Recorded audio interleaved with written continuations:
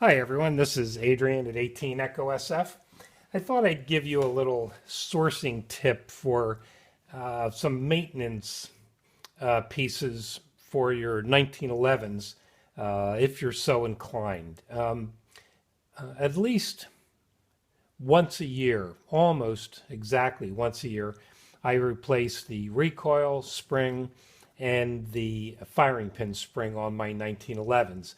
I guess I should do it more by the number of rounds I shoot, but I don't really keep track of how many rounds I shoot during the course of the year. I guess I could figure it out if I really wanted to. But I figure by changing the springs out yearly, that's pretty much good enough. And I shoot both of my guns about equally, the same kind of the same number of rounds. So I figure once a year works really well. Many years ago, I ordered some Wolf springs from the Wolf Spring Company because I had heard, what great springs they make. And I had a little bit of an issue with the spring not working quite properly. It didn't fit right. So I wound up giving those springs to a friend of mine. And I then decided that from that point forward, I was always going to replace the springs in my guns with the stock manufacturer's springs, no matter who they get them from, because I'm sure they themselves don't make springs. They get it. Maybe they even get them from Wolf. I don't know. Um, anyway, I had an interesting thing happen today when, after I had replaced the springs on my Kimber. Um, I had done the Colt about a week ago. I had gone shooting and came home and cleaned the gun and took it apart and again changed the recoil spring and the firing pin spring both. And then today I decided to do the same with my Kimber Pro Carry. And as you know, this gun has both guns have GI guide rods, and this one actually has a Colt GI guide rod in it, and I used the stock Kimber springs. So I had springs in my, tool chest. These were the Colt springs, and in the little baggie that I have the Kimbers. So after I replaced them, I decided to go reorder springs just to keep them around so that I have them. And I found a very interesting thing. Number one, I went out to the Colt website and found out that their firing pin springs are back ordered. And I was kind of surprised, to tell you the truth, that they wouldn't have any firing pin springs available. So I went out to the Brownells website, and they also were back ordered. But I almost placed them on back order, but I then happened to notice the price of the springs. Now, I'm not a cheap guy, believe me, and I almost never question the price of anything. But I happened to notice that the springs from directly from Colt were $3.95 a piece, and the spring from Brownells was $5.16 a piece. And Brownells also has a flat rate shipping of $7.95, which I find excessive, particularly for shipping out something like, springs. They should make some kind of an allowance, to ship those out regular mail or something. I just think it's ridiculous.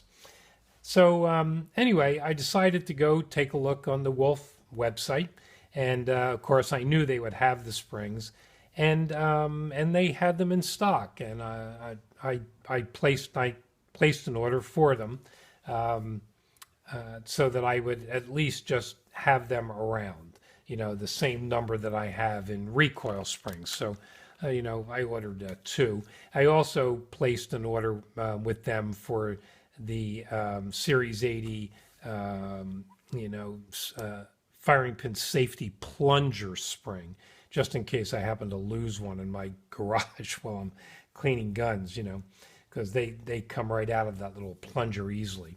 I've never lost one, but I figured just in case I'll keep it around, and periodically I'll change that out as well, maybe that yearly too.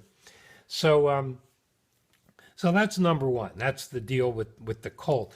Now on the Kimber, I had forgotten this, but because I have some extra recoil springs. As you know, I changed out the full length guide rod on this gun, which is a compressed spring, and I changed it out to a GI style guide rod, as I mentioned before, and I used the stock springs. So I have a couple of them, and I don't really need them. But I would like to have a couple of the firing pin springs around. So I go out to the Kimber website, and I had absolutely forgotten that they do this. You cannot order firing pin springs separately from Kimber. The only way you can get a firing pin spring, you have to order what's called their spring tune-up kit, which includes a recoil spring, a mainspring, and the firing pin spring. So, I thought, that was, kind of weird, even though on the Wolf site, they say that the Kimber, all the springs in the Kimber are the same as the Colts, So I just wanted to kind of let you know what's going on with these springs. I find it bizarre that a company like Colt would be back ordered on those stock springs. And I mean, the only reason that I can think of why they might not have them is that the gunsmiths in the U.S. are buying them in lots so that they have plenty of springs around when they're doing, maintenance on the guns they're repairing and or changing things out. Because just doesn't make sense that Colt themselves wouldn't have any of those springs laying around.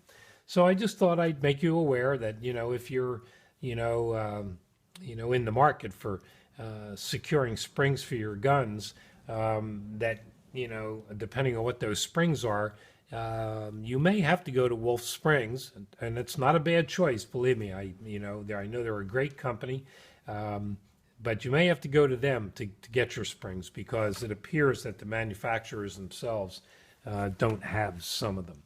So if you have any questions or any comments, any spring sources that you use, feel free to put them in the comments or send me a PM if you'd like, and I'm always glad to answer, as most of you who have sent me messages in the past have found out, I'm pretty good about getting back to everyone. So stay well and safe out there, folks, and I'll see you down the road.